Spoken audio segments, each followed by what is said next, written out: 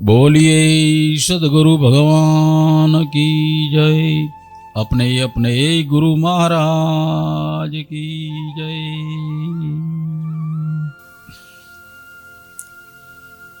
अपना सदगुरु परमात्मा जणे आपेला सत्संग साहित्यनो बहु ओछो अभ्यास थयो। सूत्रात्मक भाषा में बधु साहित्य है एने झीणु झीणु झीणु झीणु कांतीने एना अर्थ में उतरवानो खास प्रयास नहीं थयो। एक अजबनो मंत्र आ सतपंथ यज्ञ विधि में है। मंत्र नंबर याद नहीं पण एनो नाम है कलश ने धूप लोबान आपी पवित्र करवानो मंत्र। जाने मंत्रनु मथाळुं वाँचीए एटले एम लागे के आटलुं ज काम छे एनुं।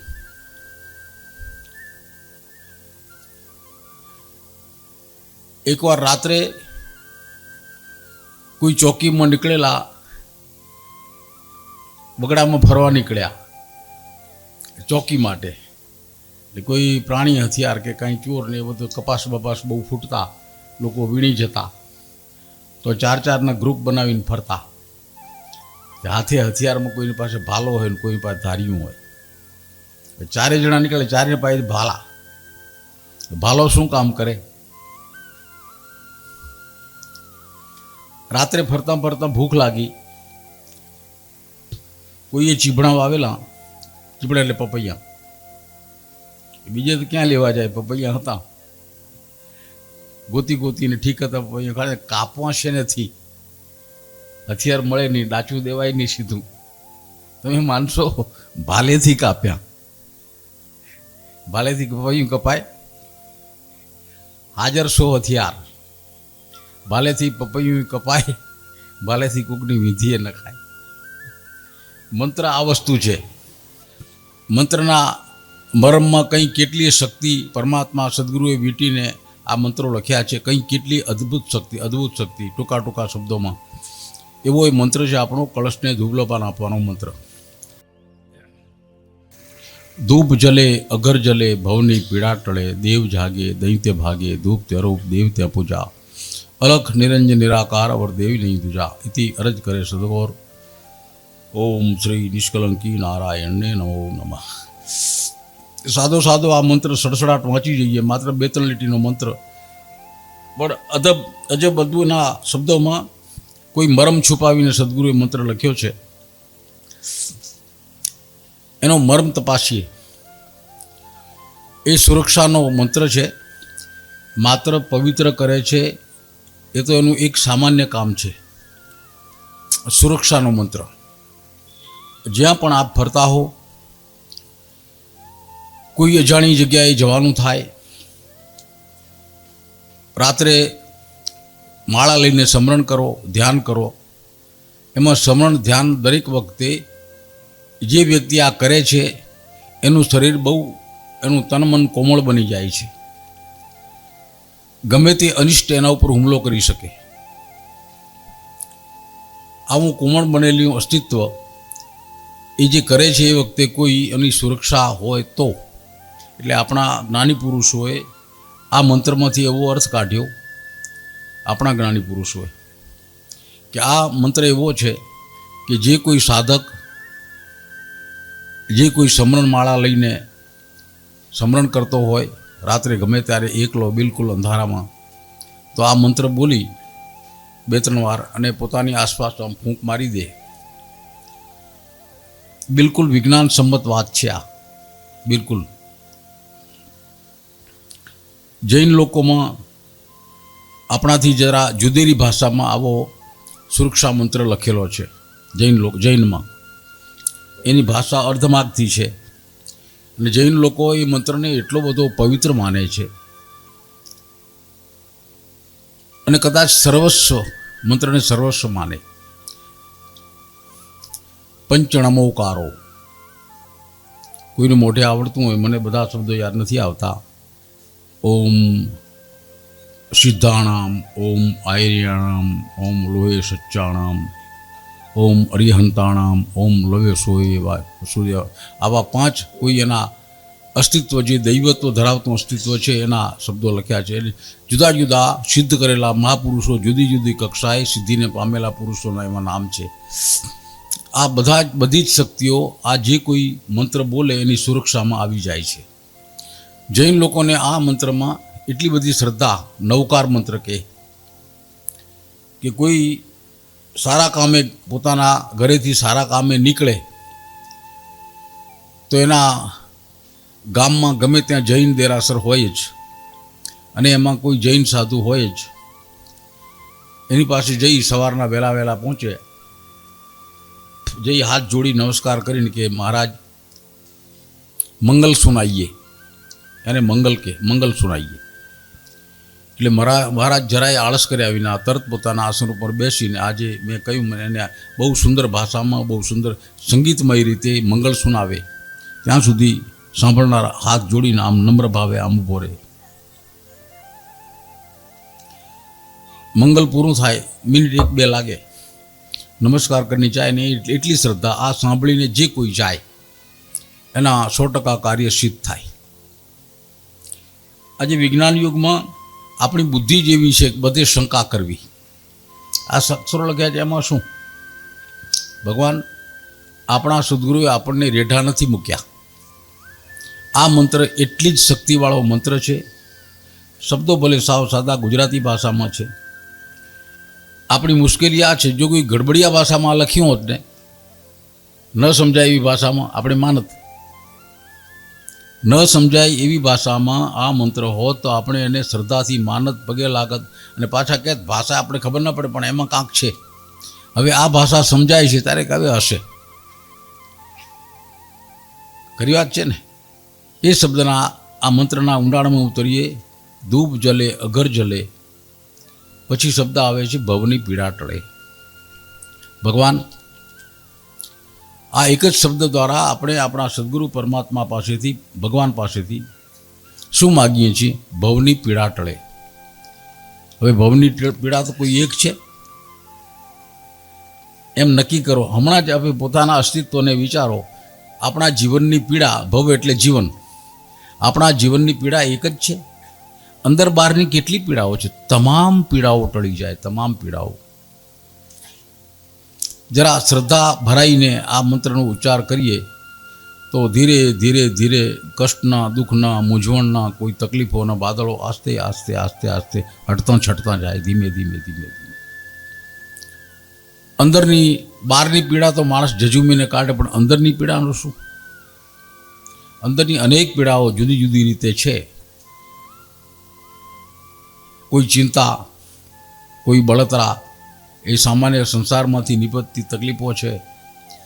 એનાથી આગળ વધીને એ તો કદાચ કોકદીએ અંત આવે, ચિંતા પીડાનો કોકદીએ અંત આવે, એ કોકદી પૂરું થાય.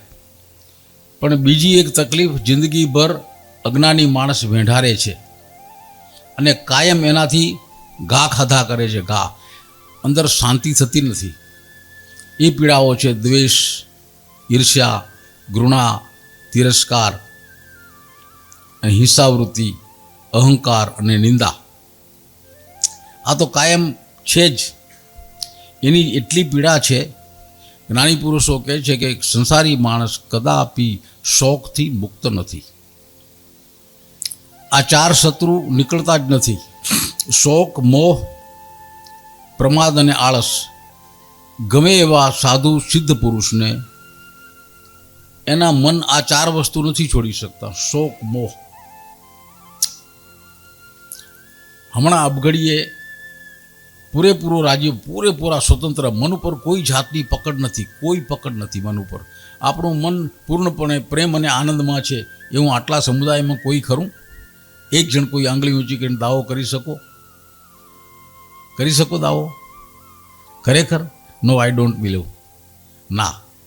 કોઈ ચશ્મો પહેરીને હા કહે છે કરી શકું? નો, આઈ ડોન્ટ બિલીવ. ઊંડે ઊંડે ક્યાંક ને શોક, કોકને કોક વ્યથા છે જ.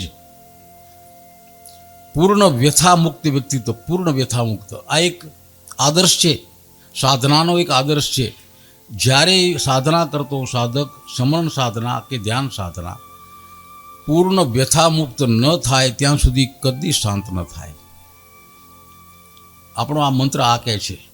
પીડા, અંદરની પીડાઓ, આજે ઈર્ષ્યા દ્વેષ, કોકને અણગમતા માણસને જોઈ જઈએ, ફરીથી કહું, આમ બેઠા શાંત થયા જરા, આ આંખથી કોઈ અણગમતા માણસને જોઈ ગયા, આપણી આંખ એ દર્શનનો સંસ્કાર લઈને માય ઉતરી ગઈ અને તમને ધ્યાન કરવું છે, થશે? એ પીડા ખોતરી ખાશે, ચાલો ક્યાં આવ્યો. હું જરા નાટકની ડબ્બે વાત કરું છું. મારે જે ભાવ વ્યક્ત કરવો છે એ ભાવ તમે કોઈ વ્યક્ત ન કરે, પણ તમે આમ થાય છે, મન આવા વળાંક લે છે અંદર, અળસિયાની પેઠે વ્યથા નથી છોડતી. વેદનો એક અંગ છે નિરુક્તિ. એમાં વેદના ઋષિઓએ માણસના મનને નિરુક્ત કરવાનો ઉપાય બતાવ્યો છે, નીરવ અવસ્થા. નીરવ જરા શબ્દ કદાચ સાંભળવામાં નહીં આવ્યો હોય. નીરવ અવસ્થા, નીરવ, રવ એટલે અવાજ, કોઈ પણ પ્રકારનો અવાજ, વિચારને પણ એનો અવાજ છે, વિચારને પણ. વિચાર જાગે ગમે તે પ્રકારનો, એની તાસીર પ્રમાણે વિચાર અંદર અવાજ કરશે, એની જે તાસીર છે એ અવાજ કરશે. વિચાર જો ગમે એવો છે, કોઈ દ્રશ્ય જોયું ને ગમ્યું તો એ અવાજ કરશે, ન ગમ્યું તો એ અવાજ કરશે, પણ અવાજ કરશે. આજે ગમતો કે ન ગમતો જે અવાજ અંદર પેદા થાય છે એ અવાજ પીડા પેદા કરે છે, સારી કે નરસી, અને ધ્યાનીને ધ્યાન થવા ન દે. આ મંત્ર એ કહે છે આ પીડા ટળે. આવી પીડા જેની ટળે એ સાચો સાધક, નિર્મળ સાધક. એ નિર્મળ સાધક જ્યારે ખરેખર ધ્યાન સાધના કરવા બેસે, એનું મન એટલું શાંત, આંખો અને કાન એટલા નિષ્ક્રિય થઈ જાય, આ બે ઇન્દ્રિયો પ્રત્યાહાર થઈને. આંખ જુએ પણ નથી જોતી, કાન સાંભળે પણ નથી સાંભળતા. આ બે અવસ્થા એવી નિષ્ક્રિય થઈ જાય. આંખ અને કાનની ક્રિયા કદાચ જોવાઈ જાય તો એની કોઈ અસર માણસ ઉપરની, કારણ કે અંદરનું આખું તંત્ર બંધ છે વિચાર કરતું. એવી અવસ્થા જેની પ્રાપ્ત થાય એને નીરવ, પરમ શાંતિ. પછી ત્યાં કોઈ ખળભળાટ નથી, પછી ચિંતા, વિચાર, દ્વેષ, ક્લેશ કશું જ નથી. ભગવાન એક લાંબી યાત્રા છે, આ જરાક સૂક્ષ્મ છે, સહેજ સૂક્ષ્મ છે. જ્યાં કોઈ ઠેકાણે કોઈ ધ્યાન કરાવતા કેન્દ્રો હોય છે, એના સંચાલકોને ધ્યાન કરાવતા માણસો ધ્યાન કરાવે છે, એને આ જ પીડા છે કે ધ્યાન માટે આવતો સાધક કોઈ એક વાર, બે વાર, 3 વાર, 4 વાર, 3-5 વાર આવે, નીરવ અવસ્થા પ્રાપ્ત નથી થતી. નીરવ, ફરીથી આ શબ્દ નવો છે આપને માટે. ની 2 મીંડા રવ. કોઈ પણ જાતના વિચારના ખળભળાટ વિનાની મનની સ્થિતિ નીરવ અવસ્થા. અને જેવી નીરવ અવસ્થા પ્રાપ્ત થાય એકવાર તો તદ્દન શાંત થઈ જાય માણસ, તદ્દન શાંત. એ ગજબની અવસ્થા છે. કોઈ પણ સત્સંગ, કોઈ પણ ભજન જે આપણે ગાઈએ છીએ, સત્સંગ સાંભળીએ છીએ, એનો પહેલો ઉદ્દેશ આ છે, માણસને નીરવ અવસ્થામાં લઈ જવા. નીરવ અવસ્થા. આ નીરવ અવસ્થા કેમ થાય? આપણા સદગુરુ પરમાત્માએ ઘણો પુરુષાર્થ કર્યો છે, જુદા જુદા દ્રષ્ટાંતો આપ્યા. લાલજીભાઈ કેટલે પહોંચ્યા હતા? શું નંબર હતો? 26. સદગોર કહે રવિ ઉગે અજવાળ થાય, રવિ ઉગે અજવાળ થાય, અને રેડીએ તે હોય દૂર રે ભાઈ, રેડીએ તે હોય દૂર રે. નવખંડ માહે દેવ પ્રકાશિયા રે, નવખંડ માહે દેવ પ્રકાશિયા, જેમ પ્રભાતે ઉગ્યા સૂર રે ભાઈ, પ્રભાતે ઉગ્યા સૂર રે. સાર્વત્રિક અનુભવ, એની શું અસર? રાતવેરાત માણસ દીવા સળગાવે, વીજળીના દીવા, કોઈ બીજા દીવા. આ દીવા ગમે એટલા બળવાન હોય, પણ એનું અજવાળું અમુક હદથી આગળ જ જતું, અમુક હદ પછી અંધારું. એમ ધર્મની સામાન્ય ક્રિયાઓ માણસના જીવનને અમુક હદ સુધી એનું અજવાળું કરે. પણ જેમ દિવસ ઉગે, અહીંયા તો સૂરજનો સીધો તડકો નથી, અહીંયા બેઠા છીએ ત્યાં સીધો તડકો હોય, ત્યાં રોકાઈ ગયો અહીંયા. પણ અહીંયા ગમે તે કારણથી સૂરજના તડકા જેવું જ દેખાય છે. હમણાં કોઈ બત્તીની લાઇટની જરૂર નથી. ભગવાન આ શું ચમત્કાર છે, તડકો નથી તે છતાં દેખાય છે. વીજળીનો દીવો આ કરી શકે? ના, કારણ કે એની મર્યાદા છે. સૂરજ જ એવું એક પ્રતાપી પ્રકાશ પુંજ છે કે પોતે જ્યાં હોય ત્યાં, અને જેનું અજવાળું નથી પોતું ઘરમાંય. આપણા ઘર સુધામાં રાત્રે દિવસે લાઇટની કોઈ જરૂર નહીં. હા, આપણે જરા હનો લાગ્યો, હનો, હનામાં સમજો, હનાને શું કહેવાય બીજી સારી ભાષામાં? હનાને શું કહો? ટેવ પડી છે, એ લાઇટ ચાલુ કરજો નહીં. સૂરજ ઉગે, સાદા ઘરમાં ગમે ત્યાંથી પ્રકાશ પ્રવેશી જાય, એના આછા પાતળા અંધારાને દૂર કરે. ન હોય છતાં દરેક વસ્તુ સૂજે, કામકાજમાં કોઈ અડચણ ના આવે. સૂરજ મહારાજની આ કૃપા, સહજ રીતે પ્રકાશ ફેલાઈ જવો, સહજ પ્રકાશ, અજવાળું, કોઈ ખૂણો બાકી ન રહે. બરાબર એવું જ જ્ઞાનનું છે. જ્ઞાન પ્રગટે નવખંડ, એટલે આ આપણું શરીર. જ્ઞાન પ્રગટે એટલે આખા શરીરમાં અજવાળું. શરીરનો એકેય ખૂણો અજાણ્યો ન રહે, અંધારું ન રહે. ત્યાં માણસ પોતાના શરીરને જ્ઞાનના પ્રકાશથી જાણી જાય, મારામાં શું છે. રવિ ઉગે અજવાળા ભયા, અને રેણી તે હોય. રેણી એટલે રાત્રિ, રાત્રે પ્રકાશ ન હોય. નવખંડમાં દેવ પ્રકાશ્યા, જેમ પ્રભાતે ઉગે. નવખંડ એટલે આ શરીર, એનું જ્ઞાનનો પ્રકાશ ફેરાઈ જાય, માણસને કોઈ અંધારું નહીં. આગળ પાછળ ઉપર નીચે દસે દિશાએ માણસ પોતાના જીવનને બરાબર પૂર્ણ રીતે જાણી જાય. પોતાને દુઃખ કેમ છે એ પણ જાણી જાય. જ્ઞાનનું પરિણામ શું? જ્ઞાન થાય એનું પરિણામ શું? જ્ઞાન થાય, જ્ઞાન થવું એટલે અંદર જાગરણ થઈ જવું. ખરા અર્થમાં આ સંસાર શું છે જાણી જવું, એ જ્ઞાન છે. એનું પરિણામ શું? આજે સદગુરુએ વાક્ય લખ્યું છે, સાધારણ વાક્ય નથી. એનું પરિણામ આ છે, વ્યક્તિ જીવન માત્ર દુઃખથી ભરેલું છે. ગમે તે પડે કોક ને કોક જાતનું દુઃખ વ્યક્તિના જીવનમાં હાજર છે, એને ઠોલ્યા કરે છે, અને એને પીડા થાય છે. પણ જેને જ્ઞાન થયું, એ જ્ઞાનની અગ્નિ વળે. જેને જ્ઞાન થયું એ વ્યક્તિના જીવનમાં, એ સાધકના જીવનના તમામ દુઃખ આપતા કર્મો બળીને ખાખ થઈ જાય છે.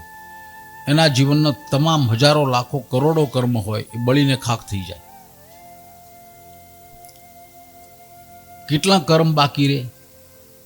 એનું જે જીવન જીવે છે, જે ઉંમરે પહોંચ્યો છે, એના પછી જેટલું જીવન બાકી છે.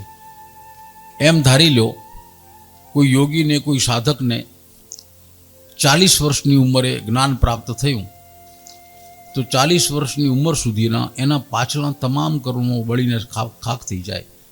સંચિત ક્રિયમાણ તમામ. માત્ર પછી જે જિંદગી જીવવાની એની બાકી છે, 30 વર્ષ, 40 વર્ષ, 50 વર્ષ જે જિંદગી બાકી છે, એમાં જે પ્રારબ્ધના કર્મ છે, એના જીવનને હિસાબે એટલા કર્મ એને ભોગવવા પડે. હા, એ કર્મ એને પીડા નથી દેતા, કારણ કે જાણે છે કર્મ શું છે ને શા માટે છે. જ્ઞાનની આ ખૂબી છે, એક એક વાતને જાણે, એક એક વાતને. પૂજ્ય મોટા ચુનીલાલ આસારામ ભાવસાર 39 વર્ષની ઉંમરે પૂર્ણ જ્ઞાનને પ્રાપ્ત થઈ ગયા. પૂર્ણ જ્ઞાનને કાશી નગરીમાં હતા. 39 વર્ષની ઉંમર, ઈસવીસન 1937ની વાત. એ રાત્રિએ કોઈ સાધુએ બતાવેલી ક્રિયા, યોગની છેલ્લી ક્રિયા કરતાં કરતાં પૂર્ણ જ્ઞાનને પ્રાપ્ત થઈ ગયા. એક અજબની ઘટના બની. ત્યાર પછી એ પ્રાપ્ત થઈને જેવા જાગ્યા, એ સમાધિ અવસ્થામાંથી બહાર નીકળ્યા આ પૂજ્ય મોટાના મોઢાના પોતાના શબ્દો છે. આઈ એમ ઓમની પ્રેઝન્ટ. આઈ એમ ઓમની પ્રેઝન્ટ. હું સર્વત્ર વિદ્યમાન છું. મને બધી જ ખબર છે. આ દેહમાં વસતો આત્મા એ હું જ છું એમ જાણી લીધા પછી આત્માના પ્રકાશથી પોતે અને પોતાની આસપાસ જે કંઈ જગત છે એને એના અણુએ અણુ કણે કણને માણસ જાણી ગયો. આઈ એમ ઓમની પ્રેઝન્ટ. હું બધે જ વિદ્યમાન છું. એ ઘટના બન્યા પછી મોટા કહે છે મને જીવનની કોઈ વ્યથા ન રહી, કદી કોઈ શોક ન થયો, કદી પીડા નહીં, કોઈ ચિંતા નહીં, દ્વેષ ઈર્ષ્યા કાંઈ જીવનમાં બચ્યું નહીં. જાણે એક વજન વિનાનું વ્યક્તિત્વ પરમાત્માએ મને વજન જ નહીં. મનુષ્યના જીવનમાં વજન શેનું છે? શરીરનું છે? ના, ખોટી વાત છે.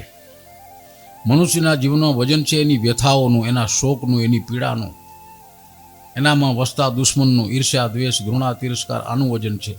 એને કારણે જે અંદર વ્યથાઓ ઊભી છે એનું વજન છે. ભારે ભારે લાગે માથું મગજ વ્યક્તિત્વ. જ્યારે આ બધું નીકળી જાય તો 135 કિલો વજનનો વ્યક્તિ હોય ને એ પોતાને શૂન્ય માને. કોઈ વજન નહીં, કોઈ પીડા નહીં. ભગવાન જરા આ અવસ્થા સમજવી જરા કઠણ છે, સહેજ કઠણ છે. આ માત્ર 35 કિલો વજન અને 135 કિલો વજન બે સરખા, કોઈ વજન નહીં. વ્યક્તિત્વ હળવું ફૂલ એક નીરવ અવસ્થાથી ટળીને એનાથી આગળ બ્રહ્મની સાથે એનું મન વિચરણ કરતું હોય એટલે સુધી એ ઈચ્છે કે મન તું કામ કર તો કરે, મન તું શાંત થા તો થઈ જાય. મન એને કબજે એવું કંઈ જાણી શકો? આપણે કબજે મન નથી. જ્ઞાની પુરુષો એમ કહે છે પોતે શાંત અવસ્થામાં હોય. આ જરા આપણને અનુભવ નથી, અનુભવ કર્યા જેવી વાત છે. જ્ઞાની પુરુષો એમ કહે છે કે કશું કામ ન હોય ત્યારે કોણ જાણે કે એમ અંદર પરમ શાંતિ, કોઈ વિચારની ગડબડ નહીં, આ વાસના નહીં, સંકલ્પ નહીં, કશું હોતું નથી, એકદમ શાંત. અને જેવું આવીને કોઈ બાજુમાં બેસે એની ઈચ્છા થાય તો એની સામે જુએ, વાતચીત કરે, એટલા પૂરતું મન બને, બહાર આવે, પ્રતિભાવ આપે, જોઈએ એટલી વાતચીતની ચર્ચા કરે, આશીર્વાદ આપે. એ કંઈ પ્રશ્ન પૂછે તો સહજ જવાબ આવે, સહજ જવાબ આવે. અને જેવો એ વ્યક્તિ વિદાય થયો તરત પાછા ઓલવાઈને શાંત. એના શરીરને, એના અંતઃકરણને કોઈ ઈજા નહીં, પરમ શાંતિ.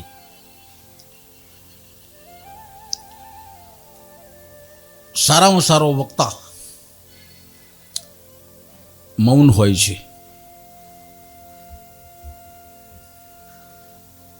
જ્યાં સુધી કોઈ સત્સંગના કારણે, કોઈ સામાજિક કારણે, કોઈ બીજા કોઈ કારણે જ્યારે એને વક્તવ્ય આપવાનું આવે એની છેલ્લી પળ સુધી પરમ શાંત.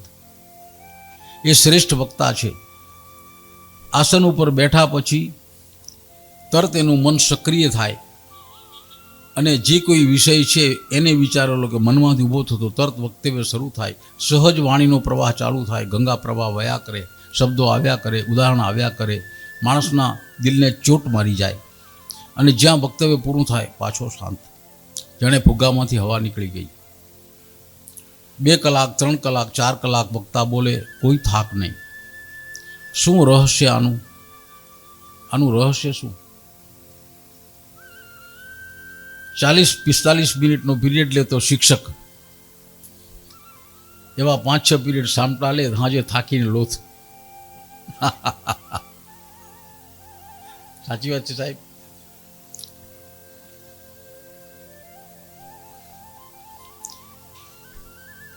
શું કારણ હશે? સાચા વક્તાનું મન હંમેશા શાંત. બોલવાનું શરૂ થાય બસ એ પળથી વિચાર આવે, જેવું પૂરું થયું, કવર સંકેલાઈ ગયું, અંદર જતું રહ્યું, શાંત. 2 પ્રક્રિયા ભેગી થાય તો માણસ થાકે. એક જ પ્રક્રિયા હોય તો માણસ કદી થાકે નહીં. 2 પ્રક્રિયા છે. વક્તાને પહેલું વિચારવું પડે, શું બોલું, કયું દ્રષ્ટાંત, કેવી ભાષા, કયો લહેકો, સી રીતે વ્યક્ત, એ અંદર પહેલું ગોઠવે લાકડું, અને પછી બહાર નીકળે. ખલાસ વક્તા અડધો પોણો કલાક બોલે ને થાકીને લોથ. હા એમ છે, જરા અનુભવની વાત છે, આપનો વિષય નથી. અને એ સહજ જો વાણી પ્રવાહ, સહજ વાણી પ્રવાહ આવે, સહજ ક્યાંથી? શૂન્ય થયેલા મનમાંથી. 2 કલાક 3 કલાક 4 કલાક વક્તા બોલે, કોઈ થાક ન લાગે, કદાપ એવા ને એવા, કોઈ થાક નહીં. ભગવાન એ અવસ્થા, વક્તાની એ અવસ્થા નીરવ અવસ્થા છે. નીરવ અવસ્થા, નીરવ અવસ્થા પામેલો કોઈ પણ સાધક, ફરીથી કહું, નીરવ અવસ્થાને પ્રાપ્ત કોઈ પણ સાધક કદી એ વક્તવ્ય આપ્યું નથી, બોલ્યો નથી, પણ એને જરૂર પડે તો સડસડાટ બોલી શકે, કારણ કે મનની તૈયારી, કોઈ થાક નહીં. આપણા સદગુરુ પ્રકાશ એને કહે છે, એ અર્થમાં આ પ્રકાશ છે. રવિ ઉગે રજની ટળે, રેણી હોવે દૂર, શબ્દો બદલી નાખ્યા છે. નવખંડમાં હે દેવ પ્રકાશ છે, જેમ પ્રભાતે ઉગ્યા સૂર. પ્રભાતના સૂરજ ઉગે આખી દુનિયામાં, શહેરોમાં, ગામડાઓમાં, ઘરમાં, બહાર, શેરીમાં, રોડ ઉપર, બધેથી દીવા ઓલવી નાખો તો હાલે તરત. જેમ પ્રભાતે ઉગ્યા સૂર, એમ આપણા શરીરને માટે, સંસારીને જાગતા એ દ્રષ્ટિએ રહેવું પડે કે અંદર બહાર અંધારું છે, અજવાળું નથી. જ્યાં અજવાળું થયું એ માણસ સુરક્ષિત, એને બહારની કોઈ સુરક્ષાની જરૂર નહીં. પ્રભાતે ઉગ્યા સૂર એનો આ અર્થ થાય. આવો અર્થ જરા સૂક્ષ્મ અર્થ છે, ઝીણો છે સહેજ. સદગોર કહે રે રવિ ઉગ્યાને સર્વે દિન કહે રે રવિ ઉગ્યાને સર્વે દિન કહે, અને રેણીએ ના કહેવે કોઈ રે, ભાઈ રેણીએ ના કહેવે કોઈ રે. એમ સદગુરુથી જીવને મોક્ષ છે રે, સદગુરુથી જીવને મોક્ષ છે ને, અવરથી મોક્ષ ન હોય રે, ભાઈ અવરથી મોક્ષ ન હોય રે. સૂરજના ઉદયનો ઉદાહરણ આપી આપણા સદગુરુ આપણા મનમાં સદગુરુની કલ્પના ભરાવે છે. સૂર્ય ઉગે, ગમે ત્યાં ઉગે, અજવાળું થાય ને થાય જ, પછી રાત્રિ રહેતી નથી. ગમે તેવો માણસ પણ કબૂલ કરે, ભગવાન સૂરજ ઉગ્યા, હવે કોઈ રાત નથી, સૂર્ય થઈ ગયા, હવે કોઈ રાત નથી. એમ જ્ઞાન ન હોય ત્યાં સુધી રાત છે, જ્ઞાન પ્રાપ્ત ન થયું હોય ત્યાં સુધી રાત છે. અને જેવું જ્ઞાન પ્રાપ્ત થયું, રાત ગઈ, અજ્ઞાન ગયું. કોના થકી ગયું? સદગુરુ થકી જીવને મોક્ષ છે. મોક્ષ એટલે જ્ઞાનનો માર્ગ. પૂરેપૂરું જાણી જનાર વ્યક્તિને કોઈ બંધન હોતું નથી. બંધન છે અજ્ઞાનના. અજ્ઞાનના બંધનથી બંધાયેલો જીવાત્મા સંસારમાં રગડે રછડે, ફસાય, દુઃખ વેઠે.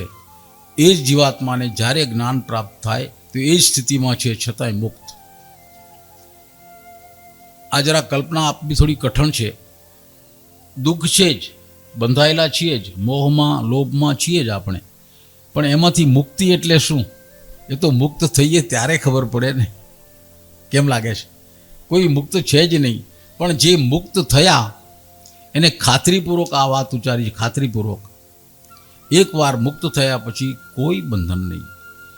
લોભ મોહના તમામ બંધન ખરી પડે. કોણ જાણે શું પરિવર્તન થાય છે માણસમાં, જીવાત્મામાં, એને કોઈ બંધન નહીં.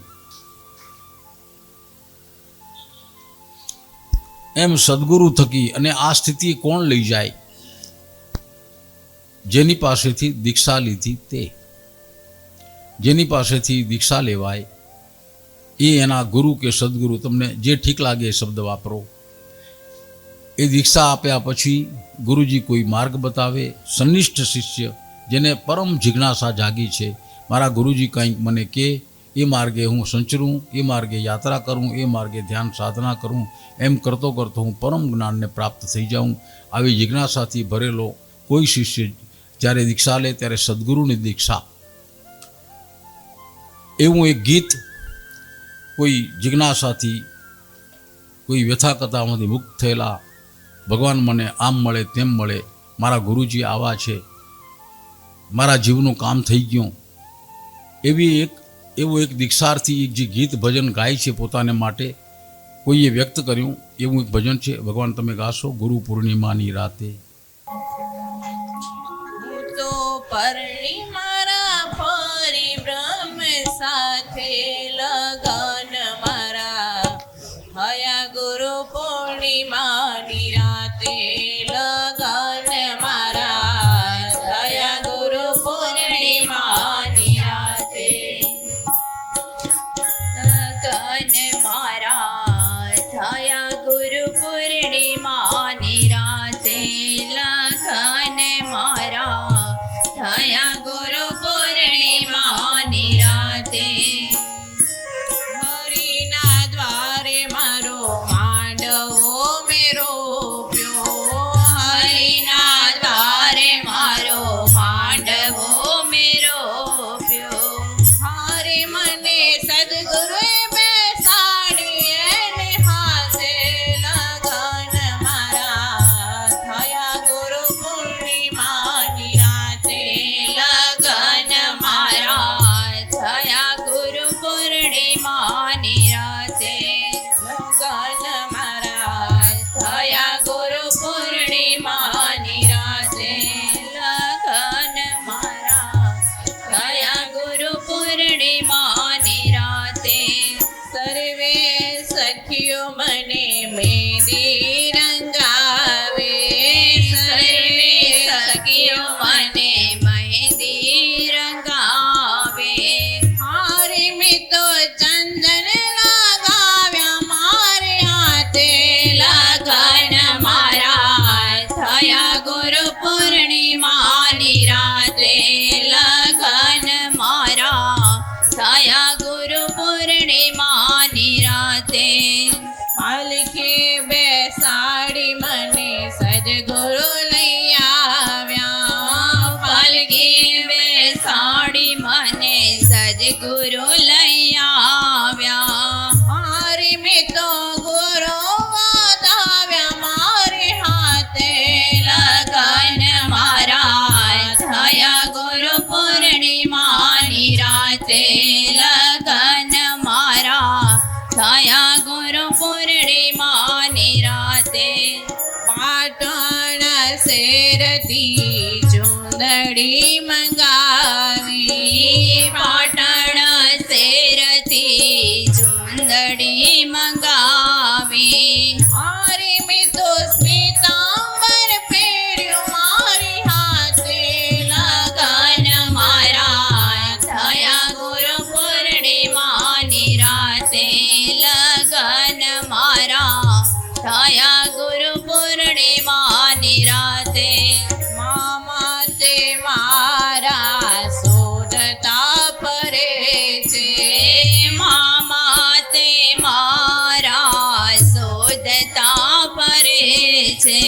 હારે મને મંડપમાં બેસાડી મારે હાથે લગન મારા, થયા ગુરુ પૂર્ણિમાની રાતે લગન મારા, થયા ગુરુ પૂર્ણિમાની રાતે. કૈલાસમાંથી રુદ્રાક્ષ મંગાવો, કૈલાસમાંથી રુદ્રાક્ષ મંગાવો. હારે મેં તો માળા પહેરી મારી હાથે લગન મારા, થયા ગુરુ પૂર્ણિમાની રાતે લગન મારા, થયા ગુરુ પૂર્ણિમાની રાતે. માડી તે મારા સંસાર લઈ આવે, માડી તે મારા કંસર લઈ આવે. મને કોઈઓ જમાડે સદગુરુ લગન મારા, થયા ગુરુ પૂર્ણિમાની રાતે લગન મારા, થયા ગુરુ પૂર્ણિમાની રાતે. સર્વે સખીઓ મને સાસરે મને સાસરે વળાવે. મારે હું તો ચાલે મારા સદગુરુ સાથે. લગન મારા થયા ગુરુ પૂર્ણિમાની રાતે. લગન મારા થયા ગુરુ પૂર્ણિમાની રાતે. લગન મારા થયા ગુરુ પૂર્ણિમાની રાતે. ગગન મારા થયા ગુરુ પૂર્ણિમાની રાતે. કોઈ લગ્નમાં આવા ગીત સાંભળ્યા નથી.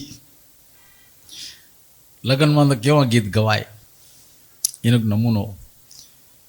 માતા એના દીકરાને પહ ભરાઈને ઘરે પહોંચે, ઘરના નેવાની છે, માતા પોંખે અને પાછળ જે નારી સમુદાય ગીત ગાય. તમને આવડે છે મારા કરતાં સારું. હરિચંદ રાજા રાણી વર જાનો સાથ રે પાય પટોળા જળ હળે માતા કુંવરિયો પોખવા આવરે. કંકોટી કો નહીં રે વદે માતા દોધડીએ નવડાવરે. કંકોટેલા નહીં રે માતા ચોકલીએ વધાવરે. મોકલિયાના ચોડો રે માતા મોતી રે વધાવરે. નાની મોટિયા નહીં રે વધે માતા ખાર કડી ઉડાડ રે.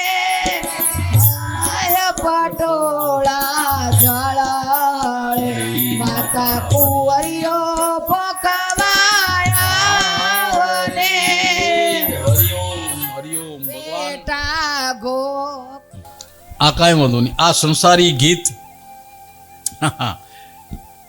આપણા બાહ્ય જીવન સાથે જોડાયેલું, સંકળાયેલું, જરા એનાથી સેજ સૂક્ષ્મ ગીત આ ગુરુ પૂર્ણિમાની રાતવાળું. ગુરુ પૂર્ણિમાએ કોણ પરણ્યું? કોઈ માણસ પરણ્યો, માણસનું શરીર પરણ્યો. અંદર એક શબ્દો આવ્યા, તમે જો મામો શોધતો ફરે એવું કંઈક આવ્યું. તે મામાને તો કે શોધવી ન પડે, એની ભાણી ખબર હોય, ફલાણ ઠેકાણે ગણપતિ આગળ બેઠી છે, મામા ને મામીને આખું વૃંદ જાય શણગારેલી બરાબરની એની ભાણીને ઊભી કરીને યોગ્ય રીતે શણગાર સહ ગમે તે સ્વરૂપે કોઈ ડોલીમાં આમ તેમ લઈ આવે, મંડપમાં પહોંચાડે. પણ આમાં તો આ ગીતના રચનારે લખ્યું મામો શોધતા ફરે. તો એ નક્કી ભાણી આની કોઈક બીજી ભાણી હોવી જોઈએ. આ સંતની ભાષા છે. યોગી કરતાં, ધ્યાની કરતાં, સ્મરણના સાધક કરતાં સંતની ભાષા અલગ. સંતની ભાષામાં 3 શબ્દ આવે: નુરત, સુરત ને શબદ. આ 2 પાર કરી જાય, નુરત સુરત 2 પાર કરે એ શબ્દમાં પ્રવેશ્યો પરમ જ્ઞાનને પ્રાપ્ત. આ સંતની ભાષા છે. આ ગીત જેને દીક્ષા લીધી, ગુરુ પૂર્ણિમા શબ્દ નિમિત્ત છે.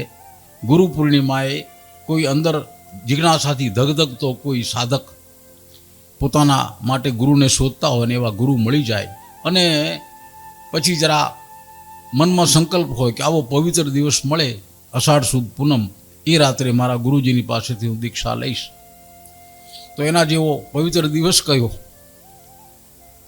ભગવાન આપ માનો નહીં, આમ તો દિવસ બધા સરખા લાગે,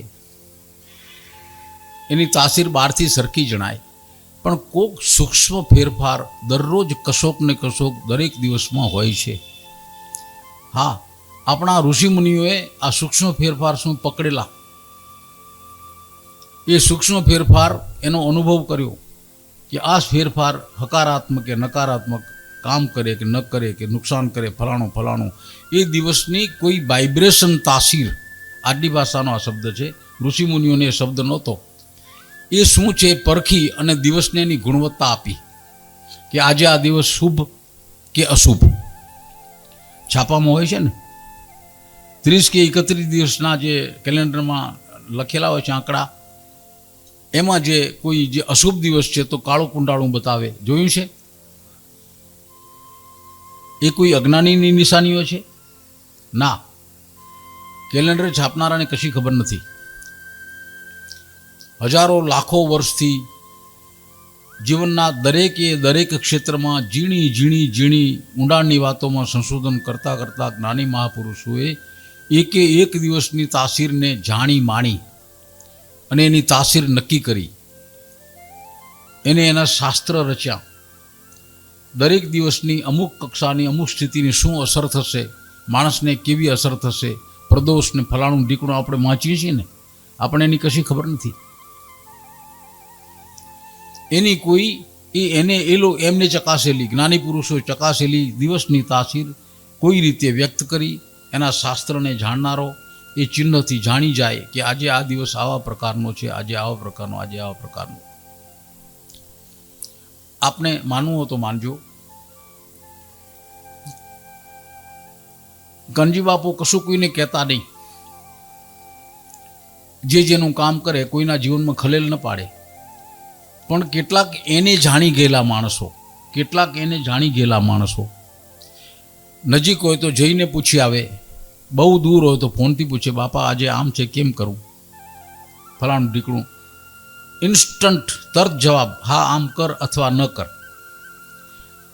તો જેને શ્રદ્ધા છે એ તરત માને, બાપો ના કહે છે માટે નહીં. અરે આવું સરસ કામ થાય, નહીં, બાપે ના કહી.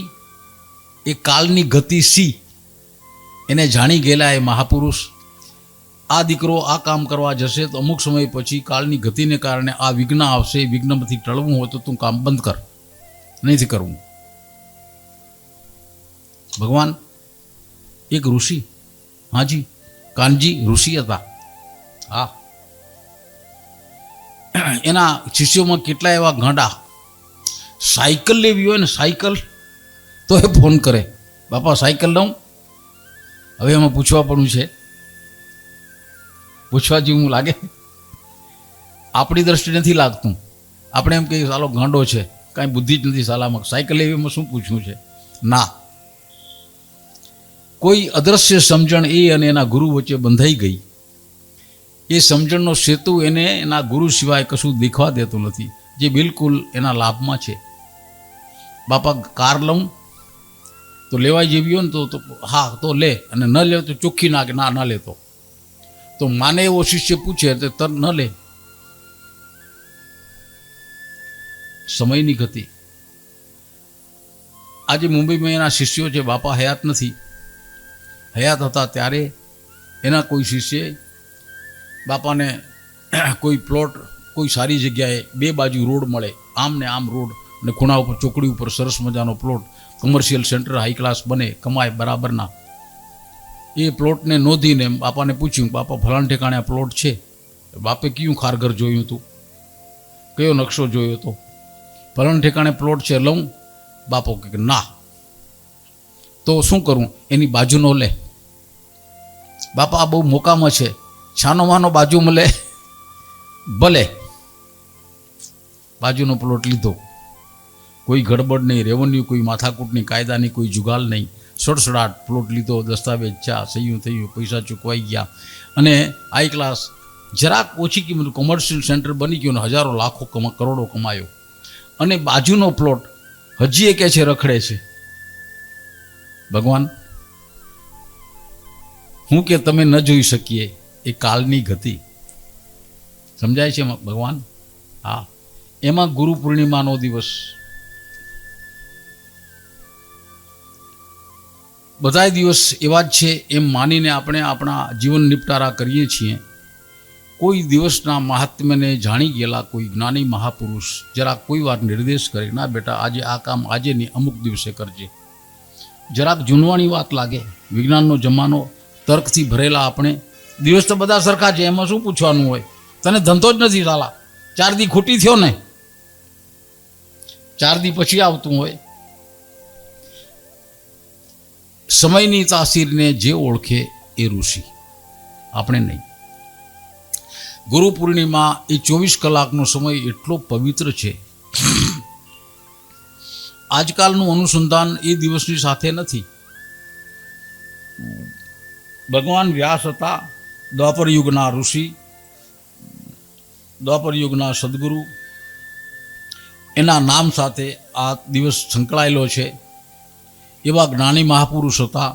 આપણું જેટલું સંસ્કૃત સાહિત્ય છે બધું જ એને વ્યવસ્થિત કર્યું. 4 વેદ વ્યવસ્થિત કર્યા, પુરાણો વ્યવસ્થિત કર્યા, દરેકે દરેક વાત વ્યવસ્થિત રીતે રજૂ કરી, જે આજ પર્યંત ચાલી આવે છે, કોઈ ભૂલ નહીં. એ મહાપુરુષે આ દિવસ ઠરાયો. આપણે જરા એક સીમિત અર્થમાં અટકી ગયા. ગુરુ પૂર્ણિમા આવે એ દિવસે જ્યાં આપણા ગુરુ નિવાસ કરતા હોય તે, અથવા ન હોય તો સમાધિ હોય તે, ત્યાં પૂરી શ્રદ્ધાથી કોઈ થાળ પ્રસાદ લઈને જઈએ, પત્રમ પુષ્પમ એના ચરણે મૂકીએ. આટલે આપણી ચેતના અટકી ગઈ. બધા જ જેને જેને દીક્ષા લીધી છે એ બધા જ ત્યાં અટકી ગયા. પ્રસાદ ધર્યો, પગે લાગ્યા, કોઈ 2 વાતો સાંભળી, તુલસી બાપાએ પ્રવચન કર્યું, બીજા હવે બહુ એને વાત પૂરી, ગુરુ પૂર્ણિમા પૂરી. તો કોઈને વાંધો વચકો નથી, પણ ખરા અર્થમાં એ દિવસ ખરા અર્થમાં ગુરુ સાનિધ્યનો છે.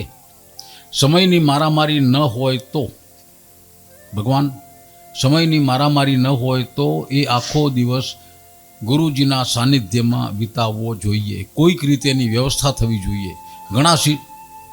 ઘણા શિષ્ય છે, જગ્યા નથી, એકદમ સાનિધ્ય પ્રાપ્ત નહીં થાય, તો આવી વ્યવસ્થા કરો ને.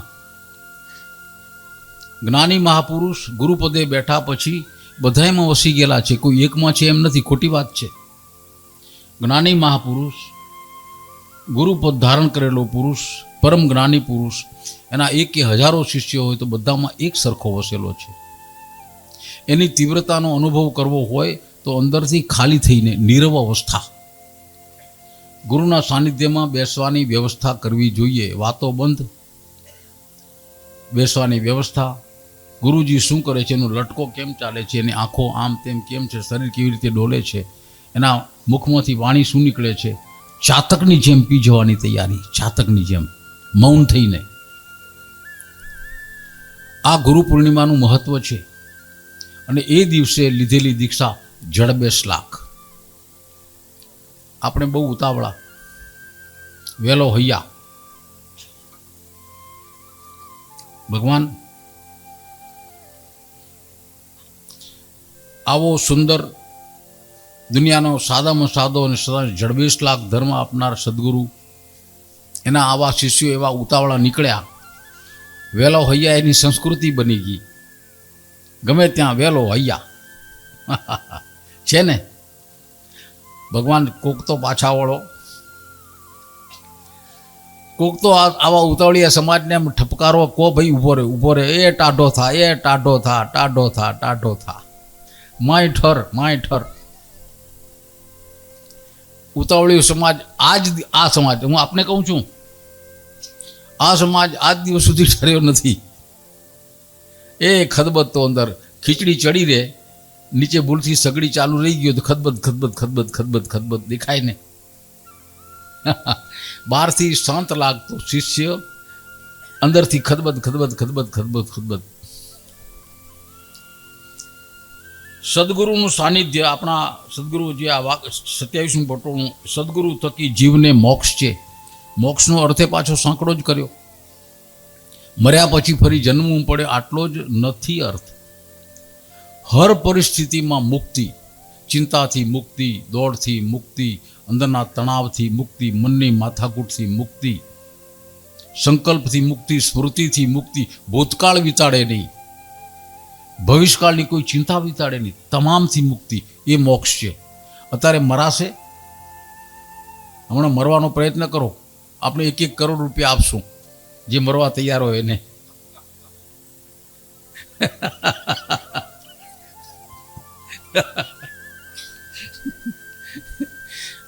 મોક્ષનો જે અર્થ છે એનાથી ઘણો વિશાળ અર્થ એ શબ્દમાં છે. જીવતે જીવ માણસ કોઈ પણ વ્યથામાંથી મુક્ત, એ મુક્તિ છે. પછીનું જીવન બધું જ પરમ શાંતિમાં બીતે. માણસ કામ કરે, પુરુષાર્થ કરે, જે કંઈ કરતો હોય એ કરે, અને છતાંય અંદરથી પરમ શાંત. એક લક્ષણ, શરીર ઉતાવળું થાય, મનને ઉતાવળું ન થવા દે એ સાધક. શરીર ઉતાવળું થાય, શરીર દોડતું દેખાય, પણ મન શાંત, એ સાધક છે. એને નીરવ અવસ્થા પ્રાપ્ત થઈ છે. સદગુરુ મળ્યાનો એ છે ભેદ. ઋષિવરનો ન કરશો ખેદ. આવી અવસ્થા સહેજ ઝીણી વાત છે, આપણા જીવનના અનુભવમાં આવતી નથી. ગુરુ પૂર્ણિમાનું લગ્ન થયું એ નિમિત્તે કોઈ ઝીણી વાત મનુષ્યના મનમાં જીવનમાં ખટક્યા ચાલ્યા કરે, લગ્ન બીજું ત્રીજું. તો એ દિવસે જે લગ્ન થાય છે વ્યક્તિના નહીં, એની સુરતાના લગ્ન થાય છે. સુરતાના, જ્યાં ત્યાં રખડતી ફરતી સુરતા, જાત જાતના સ્વાદ ચાકતી સુરતા, જાત જાતના કપડાં, શોખ, મોજ શોખ, બધું જ જે કંઈ માણસના જીવનમાં લહેરખીમાં આવે એ બધું જ સુરતા. કારણ કે કુંવારી છે, સુરતા કુંવારી છે. પાલનપુર નજીક આજે ખબર નહીં છે કે સંત જતા રહ્યા. પાલનપુરની ઓનિકોર આશ્રમ હતો સંતનો, નામ હું જરાક ભૂલી ગયો છું. એને એના પોતાના જીવન સાધના કાળમાં પોતાના વ્યક્તિત્વને જે સ્વરૂપે જોયું એ સ્વરૂપે એ એના શિષ્યોને કહેતા કે મન તો બાપ છે, સુરતા એની દીકરી છે. શરીરમાં મન વસે છે, પણ એની સુરતા દીકરી જુવાન થઈ છે, હજી પરણાવી નથી. તેથી જાત જાતના સ્વાદ ચાખવા આખા જગતમાં ગમે ત્યાં ફર્યા કરે છે. બાપ બિચારો કંટાળી થાકી ગયો છે. એ સુરતાના લગ્ન થાય એની બાપ વાટ જુએ છે, ઠેકાણે પડે પછી હું નિરાંતે ઊંઘું. એક સંતની કલ્પના કેવી હોય? તો આ જે ભજન છે ગુરુ પૂર્ણિમાની રાતવાળું, એ સુરતાના લગ્ન છે. એકવાર સુરતા કોઈ સદગુરુની ચેતના સાથે લગ્ન કરી જાય અને બંધાઈ જાય, એકવાર બંધાઈ જાય પૂરી શ્રદ્ધાથી, બસ એની ભટકણ બંધ, તરત મનને શાંતિ. આ રૂપક છે. આ રીતે અંદરથી ધગધગતો જિજ્ઞાસાથી ભરેલો શિષ્ય પોતાના સદગુરુને શોધતો હોય, સદગુરુ પ્રાપ્ત થાય, એની પાસેથી ગુરુ પૂર્ણિમાએ દીક્ષા લે. એનું ભટકતું મન, એની ભટકતી ઉર્તા જ્યાં ત્યાં જગતમાં ફર્યા કરે, એ પોતાના ગુરુના ચૈતન્ય સાથે બંધાઈ જાય, ભટકણ બંધ થઈ જાય, પરમ શાંતિનો અનુભવ થઈ જાય. એનું ગીત ગાતું આ ભજન છે. આ ગીત ગાતું ભજન. ભગવાન પરમાત્માએ આ વિશ્વ રચ્યું તો ઘણે ભાગે દરેક વસ્તુ અસ્તવ્યસ્ત કરીને મનુષ્યને આપી. હવે તું આમાંથી ગોઠવી લે. જાત જાતના રમકડા મળે છે, જાત જાતની કડીઓ મળે છે, ભૂલભૂલામણી. હમણાં આપણે ગયા હતા, પેલી કડીઓ ખોલીને બતાવો, આપણને ના આવડીએ કે એવી જોઈ છે કડીઓ? કોકે જોઈ હશે? હે? ગ્લોબલ વિલેજમાં આપણા સદગુરુ એ કડી ખોલવાની કળ શીખવે. પરમાત્માએ બધું જ માણસને આપ્યું, બધું જ ભરપેટ આપ્યું, ભરપેટ. પણ જરા અસ્તવ્યસ્ત હેળફેળ કરીને. એમાંથી તું તારું પોતાનું તને ઈચ્છે એવું જીવન નિપજાવી લે. તને હું બધું જ આપું છું. મનુષ્યના જીવનને જુઓ, ભગવાને બધું આપ્યું છે. હવે તારી મતિ જે પ્રમાણે કામ કરે, તારી બુદ્ધિ જે પ્રમાણે તને હાકલ કરે, તારી બુદ્ધિ જે પ્રમાણે તારો નકશો રચે, એ પ્રમાણે તું તારું જીવન બનાવ. એક બાપના બે દીકરા, સગા બે દીકરા, મોટા નાના. બાપે એને સરખે સરખા સંસ્કાર આપીને મોટા કર્યા, સરખી મિલકત આપી. પરમાત્માએ આ મેં કહી એ વાત બેને કેવી રીતે લાગુ પડી? એકે એના જીવનને ભગવાનની દ્રષ્ટિથી જોયું, બીજાએ એના જીવનને સંસારની દ્રષ્ટિથી જોયું. એક સંત બની ગયો, ભગવાનની દ્રષ્ટિથી જીવનને જોયું. પરમાત્મા છે, ભક્તિ એને પ્રાપ્ત કરવા માટેનું સાધન છે, ધ્યાન છે, સાધના છે, પુણ્ય છે, ફલાણું ઢીકણું. બસ એના જીવનનો કામ, ખેતીનું કામ કરતે કરતે એ તરફ વળી ગયો. અને જ્યારે સમય મળ્યો ત્યારે પૂર્ણ ધ્યાન સાધના પ્રાપ્ત કરીને જ્ઞાનને પ્રાપ્ત થઈ ગયો.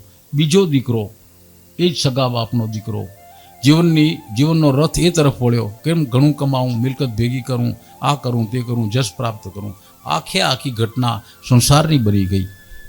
ભગવાન આ કોણ કરે છે? સુરતા. હા, સુરતા જ્યાં ગઈ ત્યાં જીવન જાય. તો સુરતાને ભગવાનની સાથે જોડો તો જીવન ભગવાન તરફ જશે. સુરતાને સંસાર સાથે જોડો તો આપણું જીવન સંસાર તરફ જશે. સુરતાને મોજ શોખમાં જોડો તો સંસારમાં જીવનમાં મોજ શોખ જ રહેશે. સુરતામાં એસારામમાં જોડો, સુરતાને એસારામ જ ગમશે. સુરતાને ક્યાં જોડો છો એવો જીવનનો આકાર. એમ છે ભગવાન? એમ છે ને? પોતપોતાના જીવનના નકશાને તપાસ કરો. આમ છે. બિલકુલ નિરપેક્ષ ભાવે નિંદા છોડીને આપણે જ્યાં છીએ, ભગવાન પોતાના જીવનની તપાસ કરવાનો આ સમય છે. નિંદા છોડી દો. નિંદા છોડીને પોતાના જીવનની આ નિયમના હિસાબે તપાસ કરો કે હું અત્યારે જ્યાં છું તો મને મારી સુરતા અહીંયા લઈ આવી છે. એમ આઈ રાઈટ સર? સાચું ખોટું થઈ જાય છે, સુરતાને ગમે છે.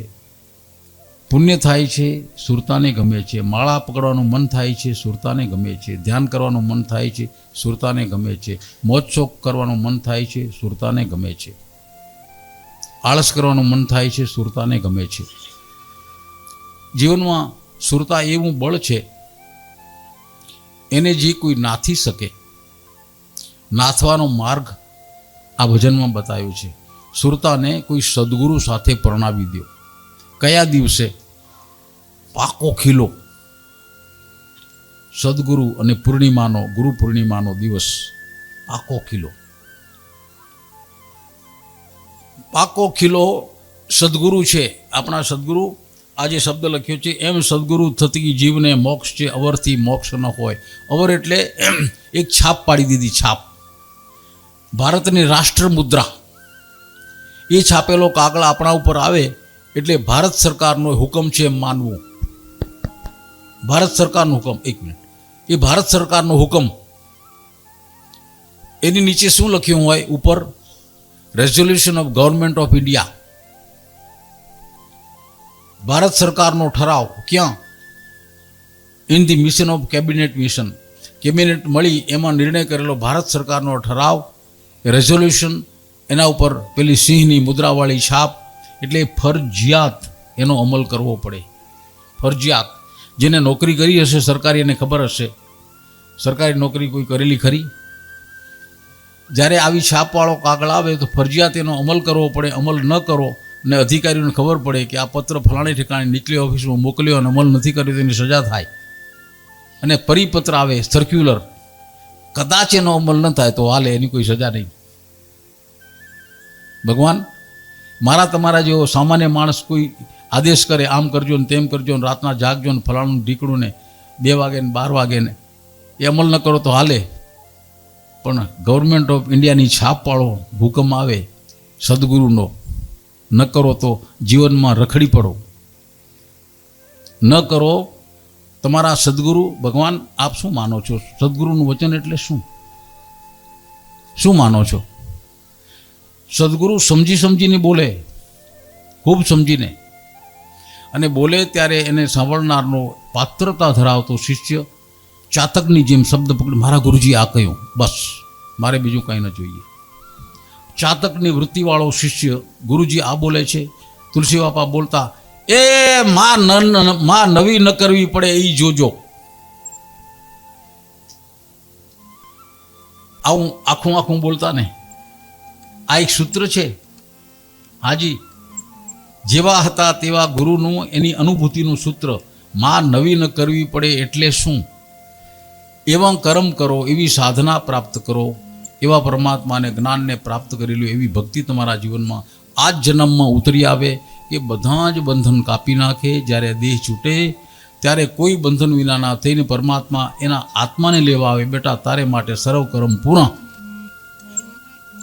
એ જાદુ પેલા ગુરુના વચનમાં છે.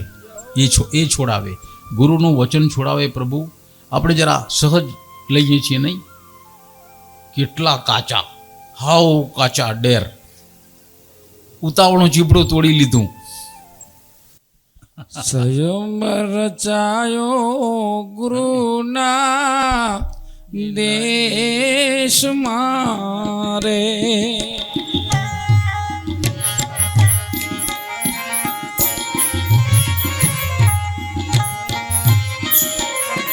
સ્વયં રચાયો સદગુરુના દેશ મારે. પ્રણે સુરતાને સ્વાન પરણે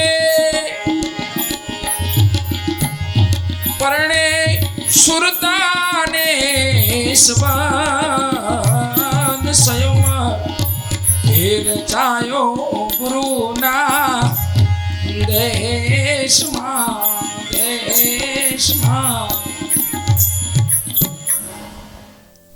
બહુઆયામી આપણું જીવન, એને જોતાં એમ લાગે માણસ નવરું જ નથી. હા કેમ ખાય છે, હા ખાવાનું ભૂલી જાય એવી દોડાદોડ છે. મય એવું થાય, છોકરું રૂએ, દાળ ઉકળે, બાટલું ધાવી જાય, બીજે કંઈક હાકલ પડે, એ હાલજે અહીંયા. આમાં હા ખાવાનો સમય મળે. વ્યથા કથાથી ભરેલું આ જીવન, એનો એક જ ઉપાય છે સદગુરુનું શરણ. મન ઠરીને હિમ થઈ જાય, બાર ગમે એટલું જગત ઉછાળા મારે, દોડાદોડ કરે, મન શાંત. એ અવસ્થા માત્ર સદગુરુ આપી શકે. એકવાર કે જા બેટા એમ કહી ગયો સદગુરુ, વાત ગઈ. જગત અરે બાજુમાં પેલા રોડની પોની કોર જો જ્વાળામુખી ફાટતો હોય, અહીંયા બેઠાને કાંઈ ન થાય, જેને સદગુરુનું રક્ષણ મળ્યું.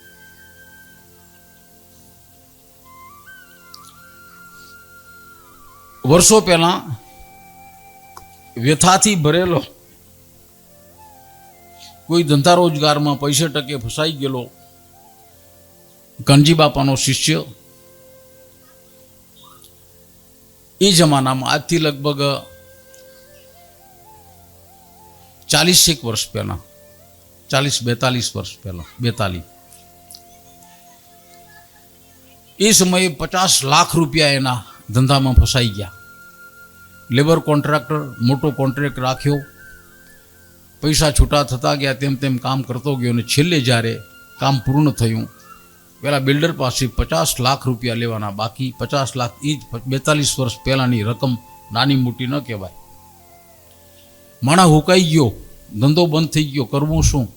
અંદરને અંદર મૂંઝાય બળે, 2-4 વરહ કાઢી નાખ્યા. ઓચિંતું ને 4 વર્ષ પછી ઓચિંતું એને સાંભળ્યું કે બાપા પાસે ગયો નથી. એક દિવસ જઈને બાપાને કહે, બાપા આમ ફસાણો છું, નીકળાતું નથી, ધંધો બંધ થઈ ગયો, ઘરે બેઠો છું. તે બાપો તેની રીત પ્રમાણે, કાનજી બાપાને જોયેલા કોઈએ? કોને કોને જોયા? કોઈના ગુરુએ હશે, કોઈના, તે તો રોકતી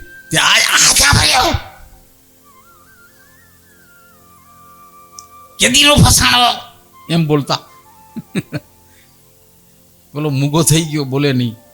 ખાસીક વાર બેઠા, ધીમે રહીને કે આજ શું વાર છે? તો કે મંગળવાર. જ્યાં રવિવારનો હાજે ગાડી લઈને આવજે, સવારે આપણે હાલશું. ભલે ભલે બાપા. જતો રહ્યો. રવિવાર સાંજ પડી, ક્યાંકથી ભાડે કાર કરીને લઈ આવ્યો. રાત બાપાને ત્યાં સોમવારના સવારના કાનજી બાપાનો નિયમ, બહાર ક્યાંય જવું હોય તો સવારના 4 વાગે અને ગાડીમાં બેસતા જ હોય, એનો નિયમ. 4 વાગે ગાડીમાં બેઠા ને ગાડી સ્ટાર્ટ થઈ. જે ગામમાં કામ કરતા પૈસા ફસાયેલા એ ગામમાં તું લઈ લે. મોટો વિશાળ કોઈ કોમર્શિયલ સેન્ટર બનાવેલું, માથે વીઘાખંડનું ધાબું. આપણી ભાષામાં એવડું તો ના હોય, પણ આપણે તો શું કરવા ઓછું બોલીએ. 5 માળનું બિલ્ડિંગ. બાપો કે ક્યાંથી જવાય? માથે લઈ, મને ઉપર ધાબે લઈ લે. છેક માથે ધાબે તો ખળા જેવડું એ મોટું વીઘાખંડનું ધાબું. ચોખ્ખું ચણક, કાંઈ મળે નહીં. ધાબા ઉપર મંડ્યા ફરવા, બતાવતું આમ તેમ કરતે કરતે ટેરેસની કિનારી આવી. નાની ભીત હોય એને શું કહેવાય? કમ્પાઉન્ડ વોલ ને, ઉપર ભીત આવડી હોય, હે ટેરાફીટ પ્રેરણાપીઠ. જે કઠેડો ઈ રાખો ને આપણે, અહીંયા છુટકારો થાય. બસ કઠેડે ગયા.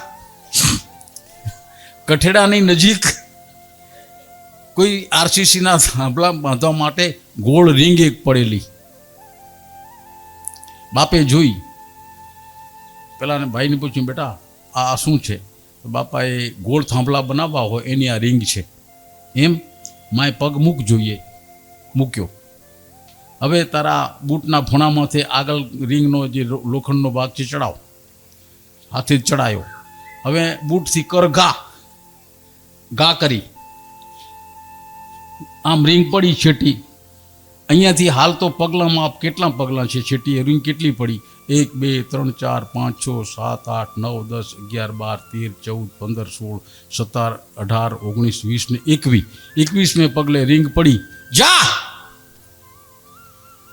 21 દિવસ પછી તને પૈસા મળી જશે.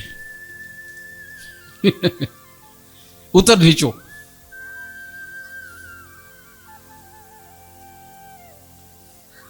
કોઈ વિવરણ નહીં. બાપા તમે શું કહ્યું, એનો અર્થ શું થાય? કોઈ પ્રશ્ન નહીં. બાપે કહ્યું ધેટ્સ ઓલ.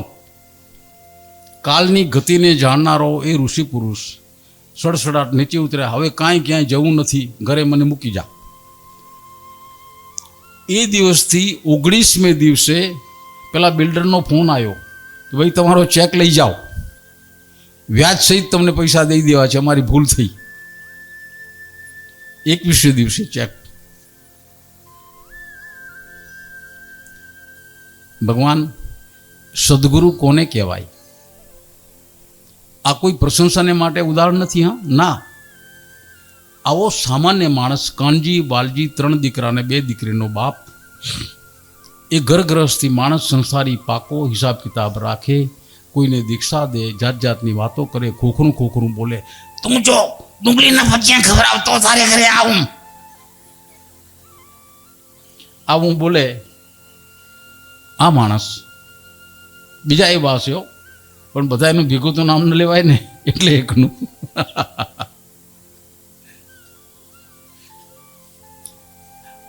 આવા સંસારી જણાતા ગુરુ સદગુરુ આવા હોય તો ખરેખર સદગુરુ કેવા હશે?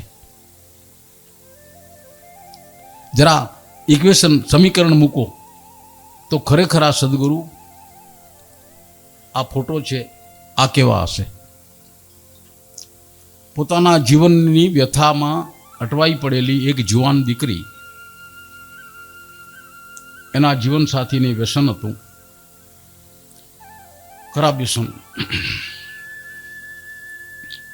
મનમાં બળ્યા કરે. આ વ્યથા કોને કે? પિતાને કહેવાય નહીં. ક્યાંકથી પિતા માતા બધા જાણી ગયા. દિવસો નીકળે છે. જ્યાં રહેતા હતા ત્યાં આ દીકરીના હિસાબે તુલસી બાપા એને ઘેર ગયા. કેમ છે દીકરી, સુખી કે દુઃખી? સાંજે કંઈ વાળું પાણી કરીને બેઠા છે. ઘરના જેટલા સભ્યો હતા એમાં એક ઓછું, અને જે ઓછો સભ્ય હતો પેલા દીકરીનો જીવન સાથી. બાપે પૂછ્યું ક્યાં છે? માથલે માળે બાયણું બંધ કરીને બેઠા છે. નીચે નહીં આવે? તો કે ના. કેમ? ખબર નહીં. કેટલીક વાતો એવી છે કહેવાતી નથી, માટે જવાબ આવે ખબર નહીં. ખબર નહીં કહો એટલે છૂટી પડાય ને.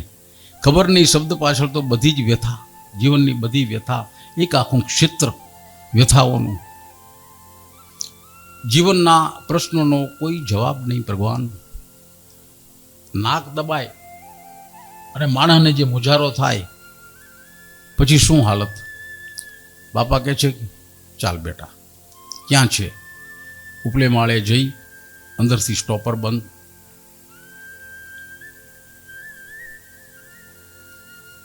આંખમાંથી દડ દડ દડ દડ આંસુ. જરાક ખખડાયું, ખુલેની અંદર.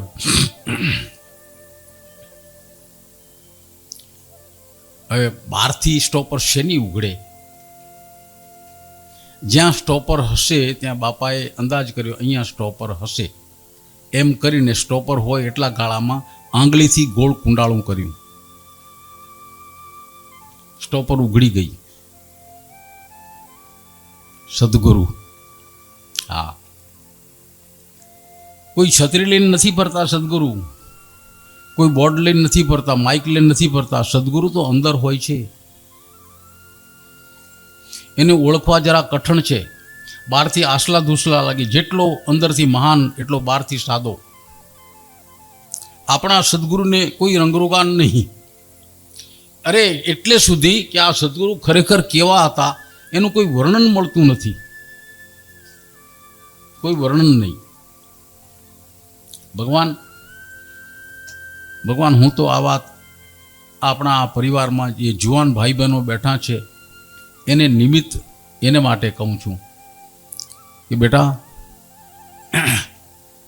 આજનું આધુનિક શિક્ષણ પ્રાપ્ત થયા પછી જે કોઈ તર્ક વિતર્કમાં આપણે રાચીએ એનો એક ખૂણો હંમેશા તર્કથી ખાલી રાખો બેટા. એમાં તર્કને ઘૂસવામાં દો અને એ ખૂણો છે સદગુરુનું ચરિત્ર. કોઈ પ્રશ્ન નહીં. એકવાર માની લીધા કે આ મારા સદગુરુ છે,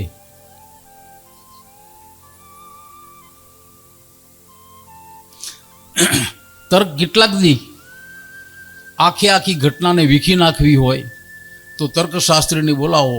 આખું અરે ભગવાન જોતા રહી જાય ને આખું બ્રહ્માંડ વીખી નાખે એટલી શક્તિ તર્કમાં છે. આખું બ્રહ્માંડ વીખી નાખે. ભગવાન કદી પરવારે જ નહીં. આટલી શક્તિ જેમાં છે એના મગજમાં તર્ક ઘૂસી જાય. ભલા સદગુરુની શ્રદ્ધા ત્યાં ઠેરે ખરી? કેમ લાગે છે? એટલે એક ખૂણો પોતાના સદગુરુ માટે ખાલી અનામત. ત્યાં કોઈ તર્ક નહીં. સદગુરુ છે, ઓયસ છે, ધેટ્સ ઓલ. મારા ગુરુ, ધેટ્સ ઓલ. કોઈ ચર્ચા નહીં, વાતચીત નહીં. પૂરા સમર્પણથી એકવાર આવડી જાય, તર્કથી મુક્ત રહેવાશે તો. ભગવાન આપણા સદગુરુ બહુ સાદા સાદા શબ્દો લખ્યા છે. એમ સદગુરુ થકી જીવને મોક્ષ છે, અવરથી મોક્ષ ન હોય. સાવ સાદું વાક્ય છે ગુજરાતી ભાષાનું. એટલું વજનદાર વાક્ય છે. આ વાક્યના અર્થમાં ઉતરતા આવડે મારા પ્રભુ મહેરબાન. ભગવાન આ વાક્યના અર્થમાં ઉતરતા આવડે. સદગુરુ એટલે શું? બસ આ શબ્દે આવીને અટકી જાઓ. કોઈ તર્ક છોડી દો, ધ્યાન લગાવો. સદગુરુ, સદગુરુ, સદગુરુ. એ 4 અક્ષરના શબ્દમાં તમારી ચેતનાને પ્રવેશવા દો. તર્ક વગરની ચેતના પ્રવેશે. સદગુરુ, સદગુરુ, સદગુરુ, સદગુરુ. આપણા સદગુરુ તો એટલા સાહસિક છે. કક્ષા પ્રમાણે માર્ગ બતાયા. કક્ષા પ્રમાણે સાધકની જે બી કક્ષા એવો માર્ગ. કોઈને આરતી કરાવી, અલખ ધણીની આરતીને એકાદી લીટી ગાવ જોઈ. એક લીટી. હોય અલખ ધણીની આરતીને રૂણા ચામર ડળાય સ્વામીજીને સતર ડળા ચંદન ને કેસરના સ્વામીજીને છાટણા છંટા. જય જય નકળંગી સ્વામી નકળંગી, જય જય નકળંગી સ્વામી નકળંગી. કોઈ આટલે, કોઈ જરાક આગળ. ગોર ઇમમ સા જ્ઞાન બોલિયા, તમે સાંભળો મુનિવર ભાઈ. પરગટ ટાણે તમે આવી મળ્યો તો વીરાભાઈ સાચી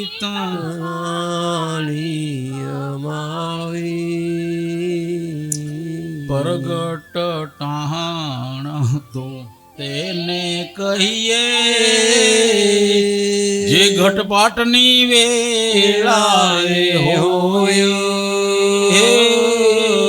33 કરોડી દેવ આવી માળે વીરાભાઈ સાહેબ પોતે રે હોય. આ બીજી કક્ષા.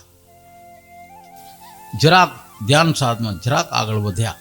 કોઈ પૂજા પદ્ધતિમાં શ્રદ્ધા બંધાણી, એને માટે આ સદગુરુનું વચન છે કે બેટા એવી એક ઘટના તમે જે એને નામ આપો એ આપો. પરમાત્મા પોતે મંત્રને બંધાયેલા એના અનેક સ્વરૂપમાં ત્યાં હાજર હોય છે. સાહેબ પોતે રે હોય. આવું આ સાહસિક વચન છે, કંઈ નાની વાત નથી. ભગવાન આપણો સતપંથી કેમ આ મર્મને ચૂકી ગયો એનો આજ દિવસ સુધી જવાબ નથી મળ્યો. આપણો સતપંથી કેમ આળસુ થઈ ગયો, કેમ પ્રસાદ ખાવામાં જ હવા ગોતવા લાગ્યો, કેમ ગુડા ઊંચા નીચા થયા કરે છે? શું કારણ પ્રભુ? આ મરમ સુધી કેમ પહોંચાયું નહીં? આ દિવસ કેમ મોડું ખાતું થતું જાય છે? શું કારણ ભગવાન? હજી આજે વચન રહી જાય છે ગાવાના. આ વચનના મરમમાં ઉતરતા આવડે તો આપણા સદગુરુ એમાં શ્રદ્ધા હોય તો એ પોતે કહે છે કે બેટા જ્યારે ઘટપાટની માંડણી થાય, એ પૂજા શરૂ થાય, મંત્ર બોલાય, જે કંઈ રચના થતે થતે થતે ગોળ કુંડાનું વાળી અનાજના દાણાનું અને ચારેય બાજુ પૈસા મુકાય, એ ઘટનાને પરમાત્મા પોતે અધીન છે એ પ્રવેશવા માટે આવે. સાહેબ પોતે રે હોય એ આ એમ માનવું જરા કઠણ છે. હાજી, કોને માટે? જેની ચેતના સહેજ પૂજામાં શ્રદ્ધા ધરાવતી થઈને જાગી એને માટે. ઘણા એવા આપણા સમાજમાં છે જે પૂજામાં અડીખમ, જુઓ ગજબ લગાય એની શ્રદ્ધા એટલે ગજબ કહેવાય. પણ એવા સાધક, પૂજાના એ સાધક બોલતા નથી. આપણામાં અહીંયા કોક હશે જ, પણ એ સાધક બોલતા નથી. એ ડર લાગે છે કંઈક કહેશું ને માણસ આપણી મસ્કરી કરશે, એટલે પોતે પોતાની રીતે જીવન ગુજારે. આ બીજી કક્ષા.